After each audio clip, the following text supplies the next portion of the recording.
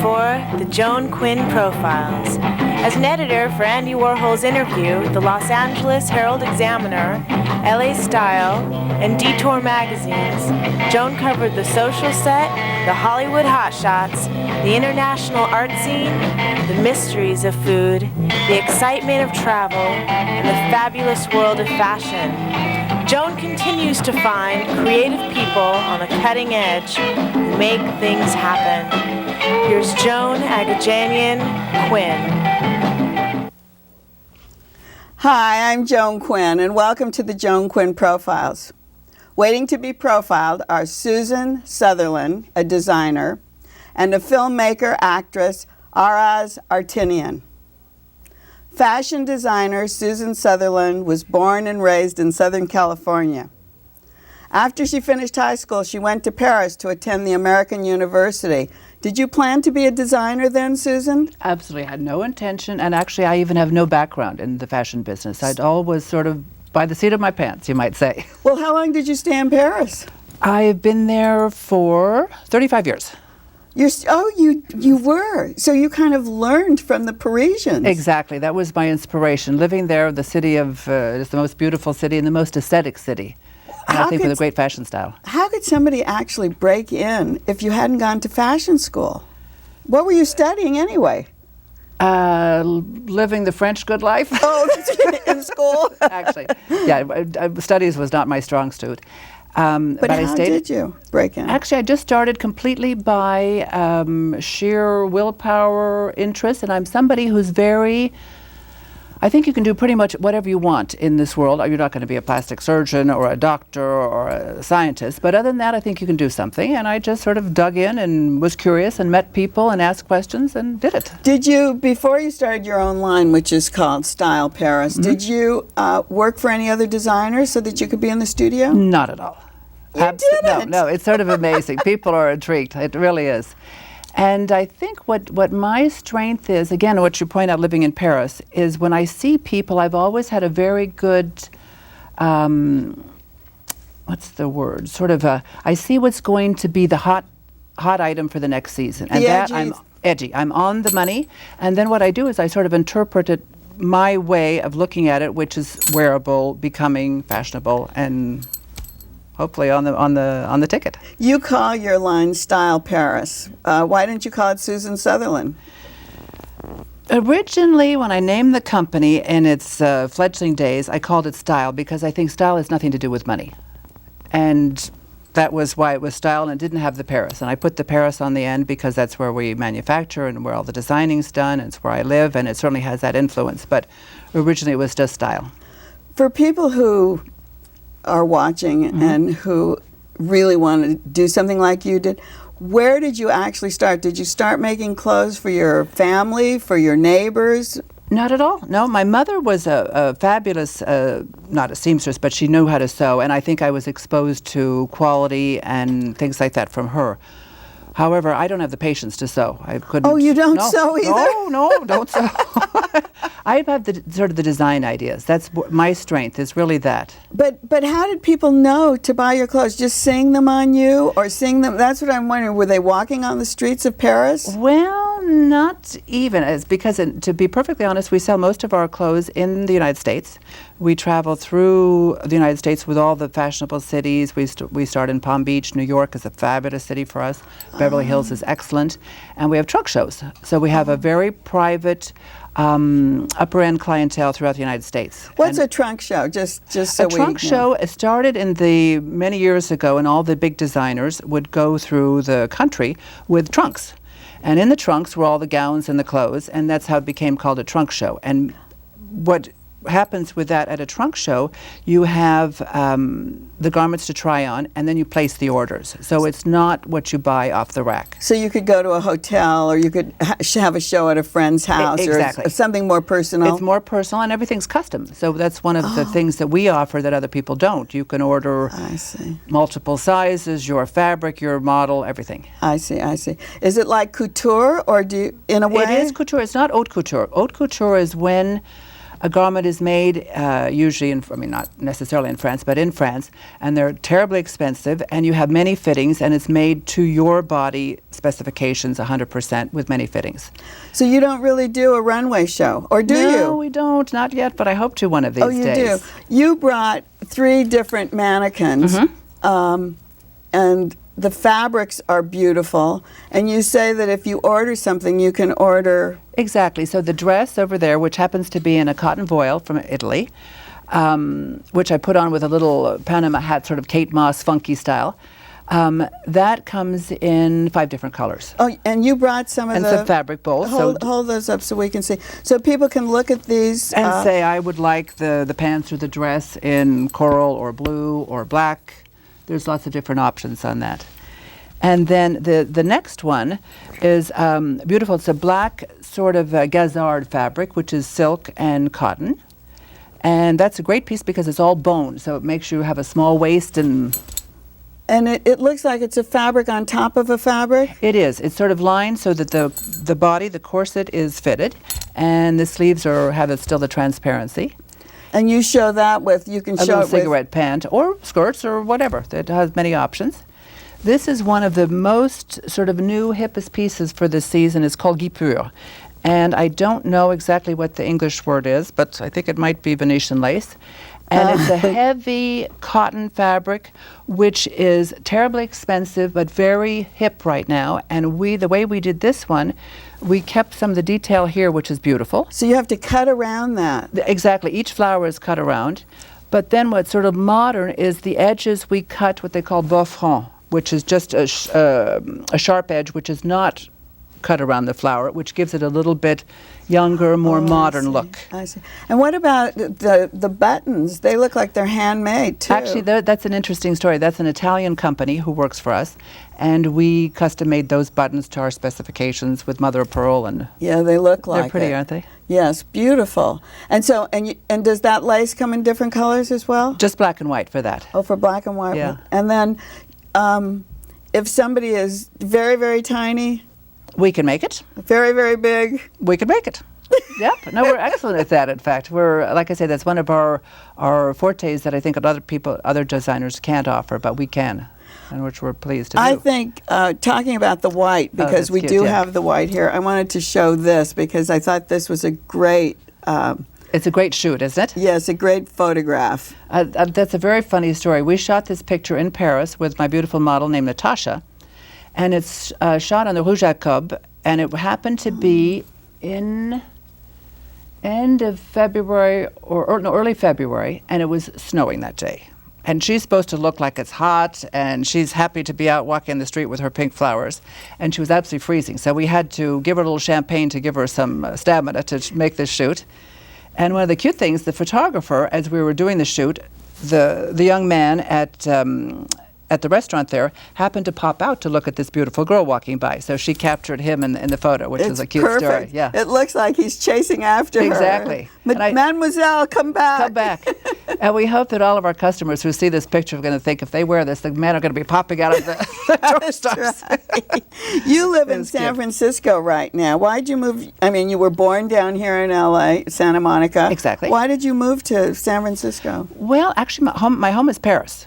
Oh, it is? It is Paris. I live there, and we do the designing there, and I have an atelier there, and that's where my, having lived there for 35 years, that's really where my heart is. Your life? My life's there. But I have also my that. family who lives in San Francisco. Oh, I see. And I have a beautiful showroom store on Union Square. Oh, you do have I'm a sort shop? of between San Francisco and Paris. I was going to ask if you had a shop. You do? It's beautiful, yeah. I have a couple of other pictures that I thought would really look That's the same day great. also. And you can poor tell us. Natasha. It was funny, after the photo shoot, we'd take her in, give her some more champagne, and she would put on these little booties on her feet and a big coat to warm up, and then go out and do it again. But and I what's think she wearing now? What is she wearing now? That is also the same black fabric. It's the black gazard with cigarette pants. And it has a cute tie around the neck and a big tight lace, so you can have a very fitted look in the back. And I have one more I'm going to just pop up there right now because I think this looks really... That's one of my favorites. This is beautiful. It shows the color because we only have black and white today, but you're wearing color, bright color. And you must use color. We have wonderful colors. We did this season, we had all of our colors custom dyed for us. And we did coral, ice blue, chocolate browns, buttercup yellow, champagne, pretty colors, great colors. And this picture was funny because that was a bag I bought in Saint-Tropez the summer before. Again, to sort of lend a cheerful summer look for a winter day. I think it came out well. It's great. And she has that little Panama hat on, too. How difficult is it to stay ahead? You say you walk on the streets, but each season you have to change. Definitely, but this is what's so interesting, is there's something in the air, and there's a tendance that's going to be out there. And what's amazing is this dress, in fact, the white dress, is inspired from a dress that belonged to my mother in the 1950s. I was going to say, it has a very 50s, but it's modern. We tweaked it. But the dress that she had was in a beautiful coral, sort of the color that I'm wearing.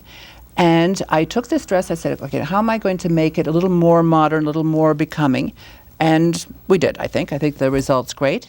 And the funny part is, so this color, the coral color, was so pretty. We had all of our corals dyed per this old dress from the 50s.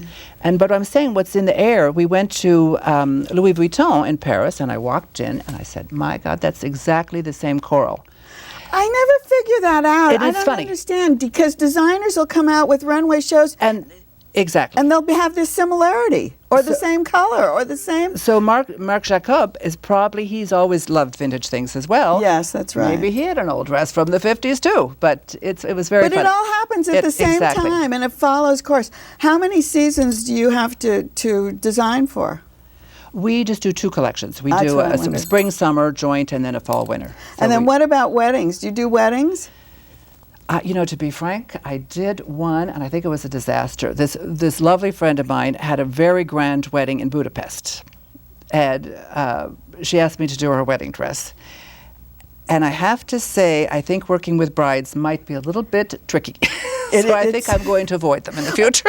So there's just certain people who can do those wedding kind of things, right? I think so. And I would love to do them, and I think they're beautiful, but I think there's so much energy that's going into this and dealing with the brides and this stuff. I think I'm going to stick with my other designs. Your line style Paris. Yeah. Thank you, Susan Sutherland. Well, thank you. It was a pleasure, and I appreciate being here, Joan. Lovely to have Thank you very much. And don't go away. We'll be right back with Araz Artinian.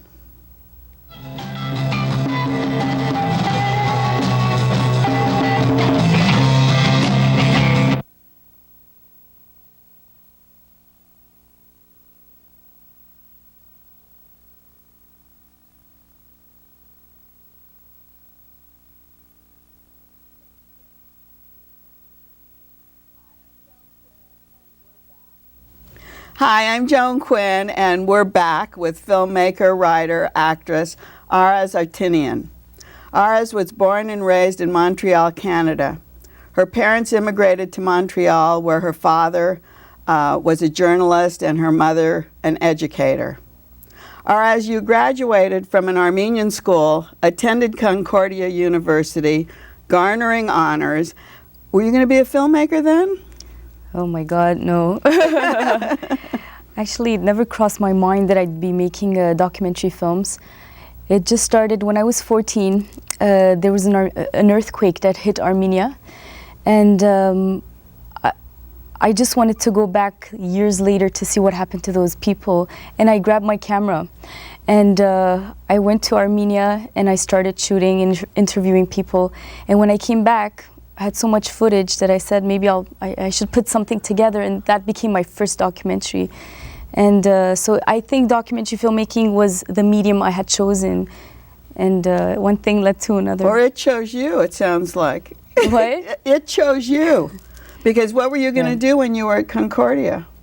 I was studying communication studies. Oh, you were? I did a bit of radio, a bit of TV, a bit of film, and then I started I just chose that project, and that's how it started. You talked about that project, the earthquake in Armenia, which was devastating to the country. I don't think they've even recovered from it yet.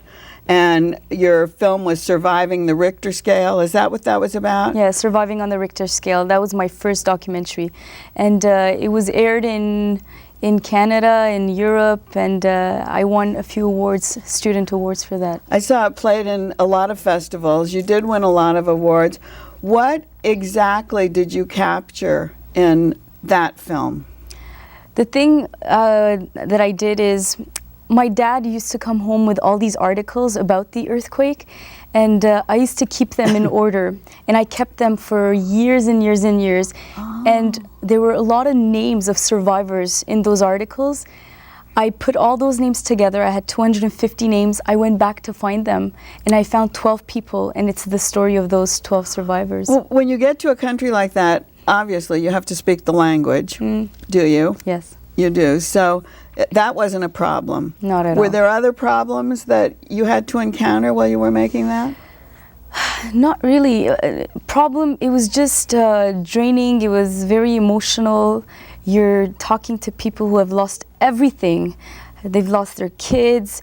You're walking into huge cemeteries where it's only people who died that same day. So you see tombstones with the same date, December 7th, 1988. So it was emotional. When I was there, it was 9 years after the earthquake. People were still not over it. And it was as if it had happened the day before. Well, after you finished and you decided you were going to do that, were you working in movies in Canada? Were you working with companies? I worked for a few companies, and then I contacted Adam Egoyan, Canadian filmmaker Adam Egoyan, and there was an event for him in Toronto. And during that event, Robert Lantos, his producer, got up and said, "I'm ready to produce a film about the Armenian genocide." And I was there that night, and I just grabbed them, both of them, and I said, "I have to work with you." But they had already done Ararat. No. They hadn't done Ararat. This is happening in 1998 or 99. Oh, I see. And because he's famous for Ararat, Exotica. What are the The other Sweet Hereafter, Felicia's Journey. He's done tons of movies. fabulous movies? Fabulous movies. And then I said, "I really want to work with you." And he said, "Araz, just focus on your own career, on your own films." And then he calls me back a month later to ask me if I'm ready to do the research for Ararat. Oh, is that what happened? Yeah. Because that was a lot of nerve for you to go up to those two, the producer and the filmmaker, who were already very established. Yeah, I was 24 back then. I said, I really want to, he's an inspiration, so. He's really pinpoints it, doesn't he? So they called you and you started doing the research on that? I did research for the script, for the costumes, for the decors. And then at the same time, I started doing The Genocide in Me. I started doing interviews with the last survivors of the genocide. So that was at the same time. So the film that you just finished is called The Genocide in Me. And it's about you, obviously. You're the center of everything. It looks like you carry your camera with you all over. How long did it take you to make that? The Genocide in Me is about the intergenerational transfer of genocide trauma. And what I did was, in 2001, I started interviewing the last survivors of the 1915 Armenian genocide. And then I took a camera and I went to Turkey. And basically, I wanted to see how a Turkish tour guide would present those areas where there was a huge Armenian population, how he would present those areas to non-Armenian tourists. And I came back and I started writing a script to put everything together. The film is also about my dad, who is against mixed marriages.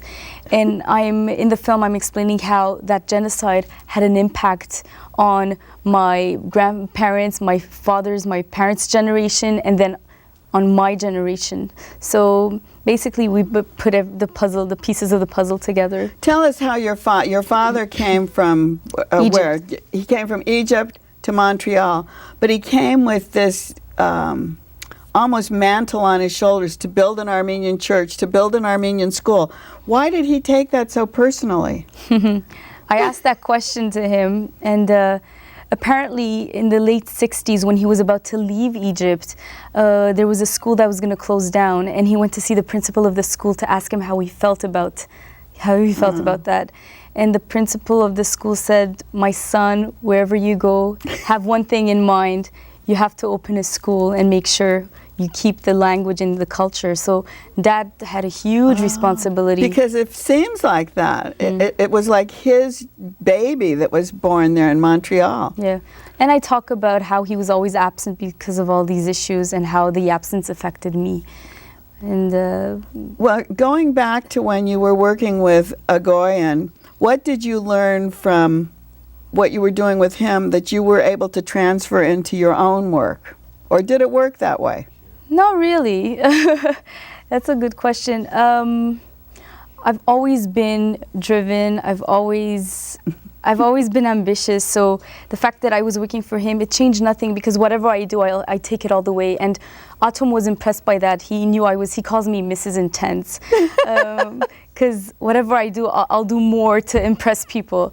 And so the amount of work that I put in his film is the same amount I put in my films. It was a totally different experience. I was with actors like Bruce Greenwood, Charles Aznavour, so that was a different experience. It was a feature film, and I'm into documentaries more, so it was But it was great because you mixed the vintage with the contemporary, with what you were doing now. And talking about, you were always the center of attention. You were dancing on the tables, you were reciting, you were doing everything as a little girl. And then you transfer it to show what you're doing now, which the contrast is so fabulous.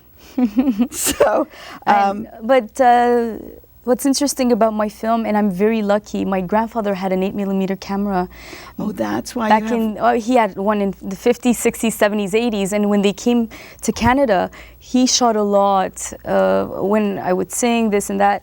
And so I have a lot of childhood footage, and a lot of people my age say, "You're so lucky, we don't have that." But my grandfather had bought this camera, and I never knew that I'd be using that footage years later in a film. And the way you interspliced it, or the way you used it, and you did the voiceover as well. Yeah. So did you write the whole film? Yeah, we wrote the entire script in the editing room. For me, that was a brand new experience. I couldn't imagine how you would just sit there with all the footage and just create in that room with the editor. Oh, so it wasn't a script written out so that you would put things in. Oh. What we did was, my editor said, what are the best scenes, the scenes you're attached to the most? And so we started putting those scenes together, and we had different categories. We put them separately, and then she would ask me, "What did you feel here?" And then I would start writing, "What did you feel here?" And then we just started putting the pieces together. And I wasn't alone. There's so many people involved. There's an executive producer, there's a co-producer. We hired a professional script consultant. What about music? Music, I chose a few CDs. I didn't get involved. I gave it to my editor, who's non-Armenian, and the music really touched her. So she went with her feelings, and she chose what was best for the film. Well, you face so many issues. You've already mentioned the survivors. You faced mixed marriages, which, how do you deal with that? Yeah, my parents are very much against mixed marriages. And it's an issue that touches not only the Armenian community, a lot of communities, the Jewish community. I think all ethnic. Yes, it's tough for our parents, but here is this girl, the daughter of two activists, who's saying, enough with it, you know, if we want to fall in love with other people, it's okay. And so that's an issue that's touching a lot of people. I'm doing a world tour right now, and I know that in all the different communities, people, like girls my age, are coming up to me and saying, "Oh, thank you, this is our story, it's touching us so much." That's what I was going to ask you. What are the questions that they ask you so much? First they ask me, how did your parents react to the film? And that's a very interesting question, because my parents knew that I was doing something about the genocide, but they never crossed their mind that I'd be doing something about mixed marriages too. Explain the genocide so that our viewers know a little bit about it. Well, basically in 1915, the Ottoman Turkish government planned this genocide. There was a population of 2.5 million Armenians in Ottoman Turkey, and 1.5 million got killed. What they did is they got rid of all the male population, and they deported the women and the elderly and the children to the Syrian desert. And so a lot of people were killed. They basically were trying to get rid of the Armenian population. So when we talk about survivors, we talk about just the few people that were left who had gone through some circumstances, and sometimes helped by the Turks, or sometimes hidden, just like the Jewish Holocaust, where people are they're human and they want to help other people. You can't imagine how one part of that group is killing, and one part really doesn't want to have anything to do with it. It's very sad. One thing in the genocide, I mean, you talk about Armenianness. What is that? Oh my God, I'm trying to figure out that. Me too. All my life, Joan, Armenianness has been the genocide in me. See, my name is Araz. It's the name of the river that separates Turkey from Armenia. And for my parents to give me that name, it meant I had to carry the history with me all my life. Whenever people meet me, the first thing is, what's Araz? It's such a beautiful name. What is it? So you go back and you start. And you mention the genocide. But there's more to being Armenian than that. And that's why my next projects are not going to deal with the issue of genocide. I want to move on. I want to do something that celebrates our culture. Because we don't know, all these years, for example, me, all these years it was genocide, genocide, genocide. But why should I be proud of being an Armenian? Besides the genocide, what else do we have? And so I want to look towards that way and give something else to the new generation. You'll find creative arts, writing, everything. Our customs, other brilliance, scientists. Exactly. So many there's things. so There's so much. And I want to do research towards that way to see what I could instead of offer. Just dwelling on that. One of the things that you have, and it's not a website that sells anything, so we can talk about it, is the 20voices.com. 20 Voices, which talks about the non-profit kind of idea of what you've been doing of the Armenianness. 20voices.com is basically a website. It's an interactive journey through Ottoman Turkey. And it's called 20 Voices. Why? Because it's the story of 20 survivors of the Armenian genocide. And so you could go and, through their voices, find out what happened during the genocide and how it's affected that generation. Well, we're going to look for your next creative thing. Thank you, Araz. Thank you, Joan. Thanks for having me. And thanks for being with us on the Joan Quinn Profiles today. Keep writing to 777 South Figueroa, 44th floor, Los Angeles 90017. Bye.